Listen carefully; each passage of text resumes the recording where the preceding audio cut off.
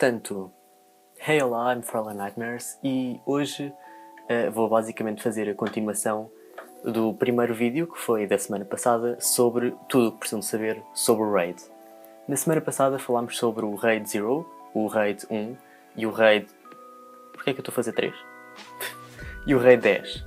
Bem, estes RAIDs são mais usados para a nível caseiro, a nível de home user, e os RAIDs que eu vou falar hoje, o RAID 6 e o RAID 5 e 6, pronto, assim é melhor, o RAID 5 e 6, são as configurações de discos mais utilizadas a nível de empresas ou de NAS, que é os armazenamentos caseiros para grandes números de arquivos. Portanto, se quiserem ver o vídeo passado, podem sempre ver. Se quiserem ver o vídeo de hoje, continuem aqui. Portanto, vamos ao vídeo depois da vinheta.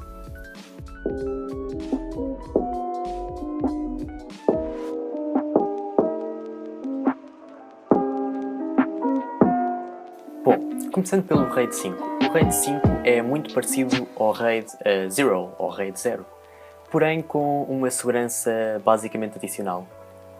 Nesta configuração nós precisamos não de 2 discos, mas sim de 3 discos.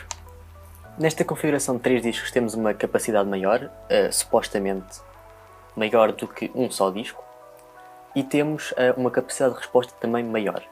Esta capacidade de resposta maior também é acompanhada de uma outra coisa, de um ficheiro chamado parity. A parity é usada para a reconstrução de dados perdidos de um disco, por exemplo, na falha de um dos discos.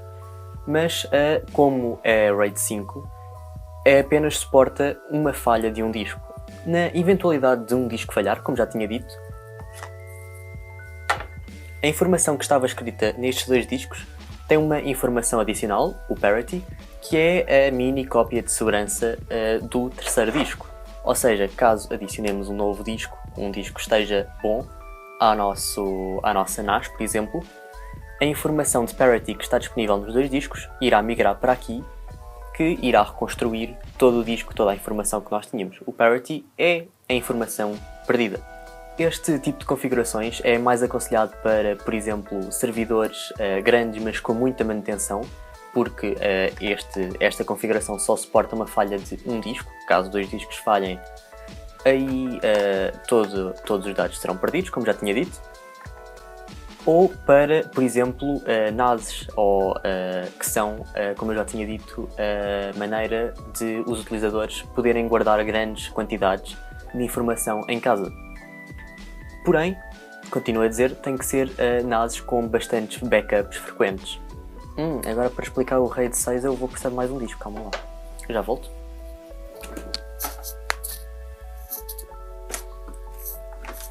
O RAID 6 funciona basicamente como uma forma mais utilizada do RAID 5.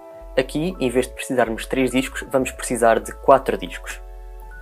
Continuam a existir os nossos ficheiros de parity. Oi, agora não consigo pegar nos 4 discos ao mesmo tempo. Continuam a ser armazenadas os ficheiros de parity, mas neste caso armazenadas ao dobro, ou seja, aqui temos 2 ficheiros de parity, aqui temos 2 ficheiros de parity, 2 ficheiros. Este tipo de configuração já suporta a perda de pelo menos 2 discos. Caso 2 discos falhem e sejam repostos por discos funcionais, a informação que estava aqui será migrada para os 2 discos, recuperando todos os dados. Portanto, nós podemos perder um disco, fica tudo bem. Nós podemos perder 2 discos, fica tudo bem. Mas se perdermos 3 discos ou os 4, obviamente com os 4 serão totalmente perdidos, mas com 3 também seria totalmente perdido.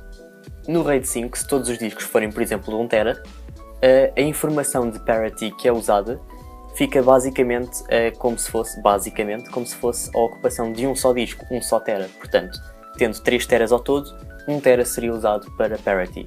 No RAID 6, pelo parity ser ao dobro, nós temos 2 drives que basicamente estão disponíveis, porque, por exemplo, temos 4 teras, mas 2 teras vão ser usados para parity e 2 teras vão ser usados para ficheiros normais. Bom, no RAID 6 já não são bem 2 teras, são um pouco menos de 2 teras, mas dá quase 2 teras. A configuração RAID 6 é basicamente aconselhada para servidores de tamanho ou importância colossais, ou seja, basicamente servidores como de contas bancárias, de bancos, ou servidores de empresas da parte mais importante, da parte de gestão ou da parte de arquivo de descobertas.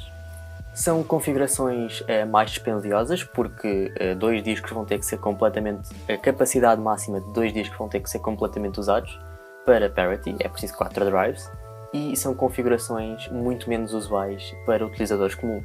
E assim chegamos ao final do episódio da explicação de RAID. Tudo o que precisavam de saber de RAID, agora sabem. Caso tenham gostado do vídeo já sabem o que é que têm que fazer, se não gostaram do vídeo também já sabem o que têm que fazer.